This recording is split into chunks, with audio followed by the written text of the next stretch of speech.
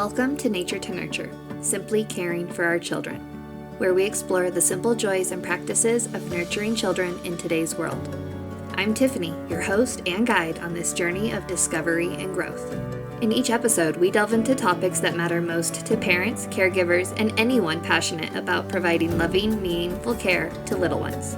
From embracing traditional practices to harnessing the power of nature in child development, we cover it all with a focus on simplicity and heart. So whether you're a seasoned parent looking for fresh insights or a new caregiver eager to learn, join us as we dive into the world of nurturing care practices and celebrate the beauty of childhood. Let's embark on this journey together because every moment spent nurturing a child is a moment of beautiful connection and growth. Welcome back to Nature to Nurture, simply caring for your children. I'm Tiffany, and today we're diving into a topic that's close to my heart. Our family's transition to homeschooling. Yep, that's right. We have jumped into the deep end of homeschooling this year. This isn't just about academics. It's about aligning our children's education with their values and lifestyle, involving our extended family, and creating a supportive and enriching environment for our kids. Whether you're homeschooling, considering it, or just looking for ways to enhance your child's education, this episode is packed with actionable steps and research-backed insights to guide you. Our homeschooling journey began with a decision that was truly centered around our family's needs and desires. For years, we loved the Catholic private school our kids attended. It provided a rigorous curriculum, including AP courses and cursive starting in kindergarten. It provided them with the opportunity to participate in public speaking when they led the Mass. And they absolutely loved the friends, the teachers, the community that school provided. But as much as we appreciated the school, it was very different from how we live at home. At home, we focus on nature, routines, and letting our kids pursue what they love without the pressure of grades or external benchmarks. We realized it was time to align our children's education with our home values. And after a lot of reflection and conversation, we decided to homeschool. The process was seamless. My partner and I agreed right away. The kids were excited about it, and our extended family, who are very involved in our children's lives, supported us wholeheartedly. Now we're 3 weeks into this journey, and it's been both challenging and rewarding. When considering a big change like homeschooling, involve everyone in the conversation, your partner, your children, and your extended family. This collective decision-making process ensures that everyone feels included and supported from the start. Really helps to hash out any difficulties that might arise. And I just want to point out something about homeschooling if academics are a concern for you. The National Home Education Research Institute has found that children who are homeschooled tend to score 15 to 30 percentile points above public school students on those standardized academic achievement tests. This success really is attributed to personalized attention and how you can tailor the curriculum for your kids, something that you can only do in homeschooling. All right, our homeschool routine is designed to be flexible, yet consistent. We have a strong focus on nature and physical activity, and here's what it looks like. Nature-based learning happens once a week purposefully when our kids attend a homeschool co-op class and they get to spend the entire day outdoors from 9 to 3. This experience not only covers their science curriculum for the year, but it also allows them to connect deeply with nature and be with other kids.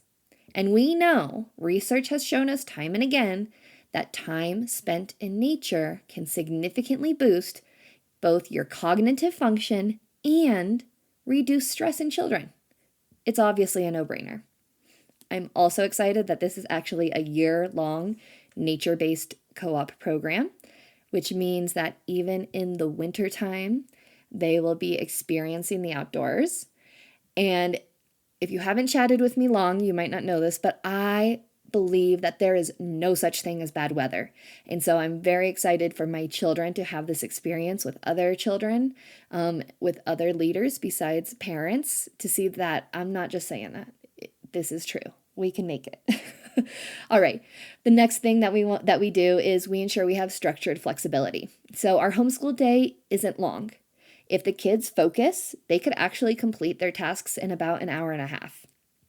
We have integrated history and language arts, as well as picking out a specific math and spelling lessons to match each of the children.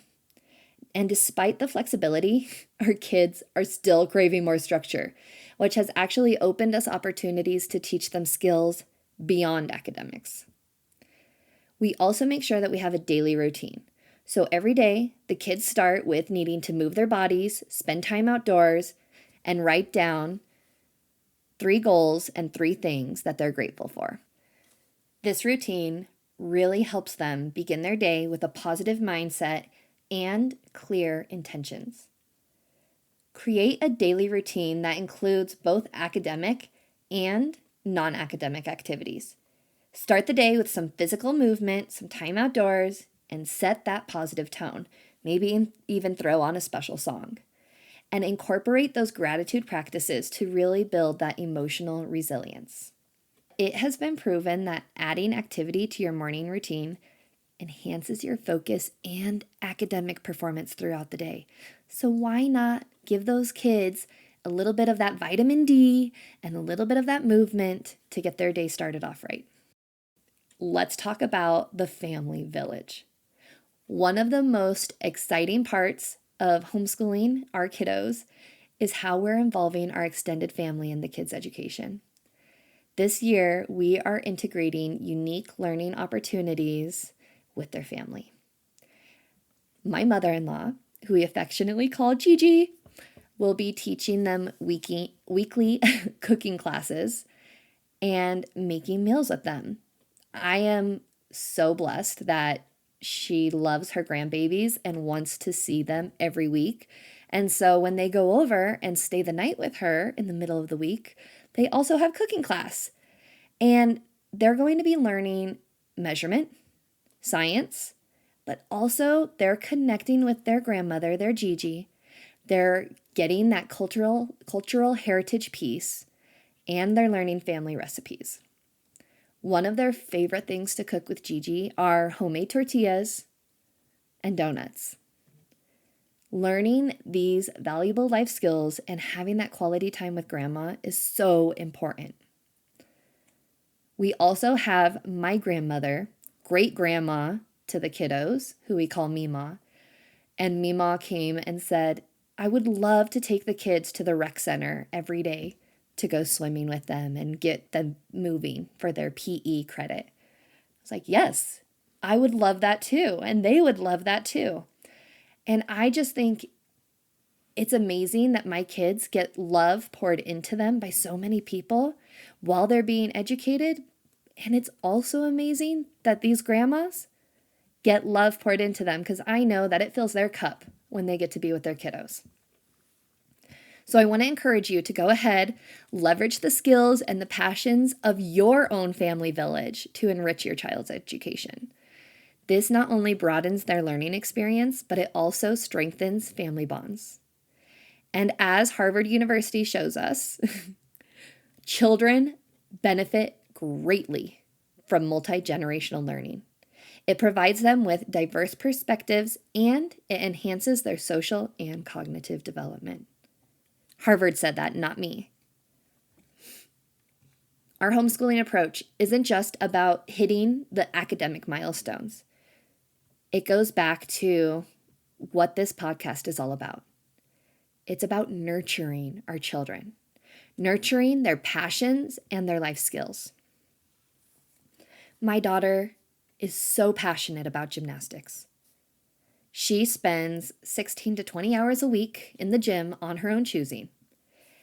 And we have added learning about gymnastics scoring and what does it look like to actually be recruited for gymnastics in college to her curriculum this year. This way, not only is she developing her physical skills, but she's also understanding USAG, gymnastics, on a broader context. And it just makes it more real. And if she's really serious about this with the amount of hours she's putting in, she can set her intentions and she can work on them. She will know what she needs to do to get to that next level. Now let's look at my son. My son is all about the business bug. He loves making money, especially because he has things he wants to buy, like the headset with the microphone so that he can play his game with his friends, which is totally okay. But he understands that if he wants that, he's got to make the money to do that. Now, in the past, they have actually worked with both my husband and I in our various businesses, and they understand what entrepreneurship is, or at least they've seen it. But now my son is excited to be starting his own business. So this year, for his curriculum, he'll be working on creating his own business. This project will teach him about what it takes to plan and persevere, skills that are truly invaluable in life.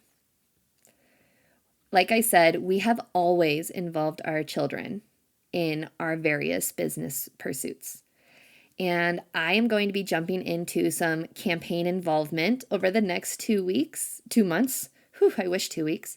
Over the next 2 months. And they'll be joining me for that. They've already been joining me in the past as we've been building up to this. And now it really is kicking into full gear.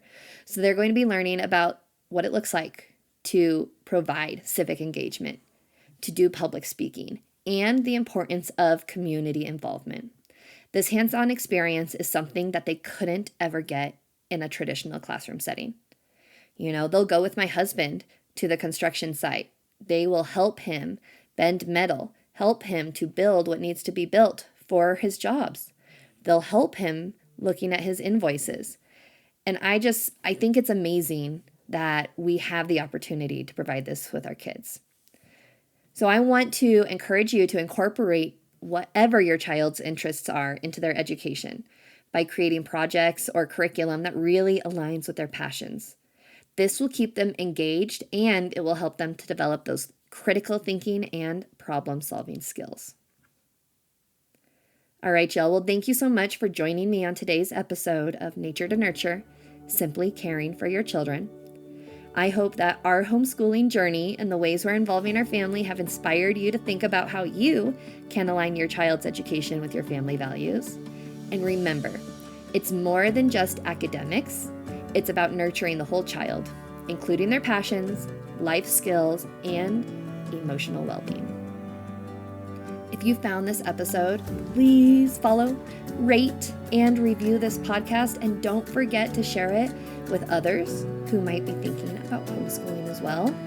You can jump on over to Facebook if you'd like to see more about our homeschooling journey and more just about all things on nurturing our children. And until next time, just keep on nurturing your children and yourself and stay connected to the beauty of relationships and the beauty of your little ones and their learning journey.